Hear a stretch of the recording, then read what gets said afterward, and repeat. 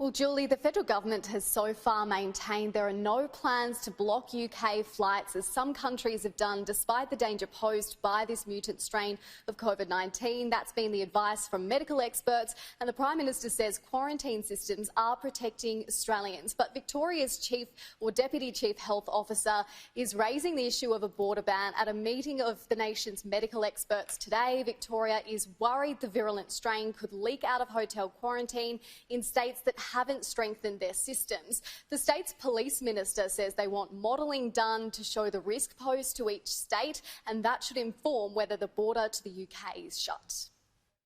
He is seeking for a national agreement to do the modelling, to look at it, to look at the risk to, each state, to Australia, and obviously that then impacts on international travellers if ultimately, a risk assessment is done that shows that the risk is much higher, and we should look at closing the port.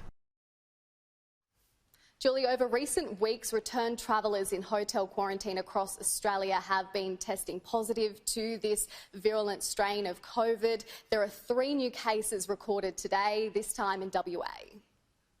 3 people in our hotel quarantine have been diagnosed with the new UK variant, which is a more rapidly spreading variant of the virus, and obviously is causing havoc throughout England.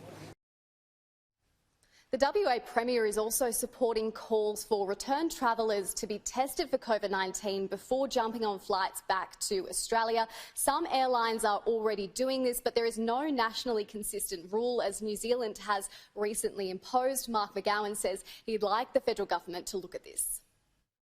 Look, I just say to the Commonwealth once again, to me this is a no-brainer. If we do this, we can better protect our citizens and make sure we have less prospect of spread of the virus amongst all of the other people on the aircraft returning to Australia. This issue would typically be one discussed by National Cabinet, which isn't due to meet until early next month. But as fears grow about this mutant COVID strain in the UK, there is momentum building for those talks to be brought forward. Julie?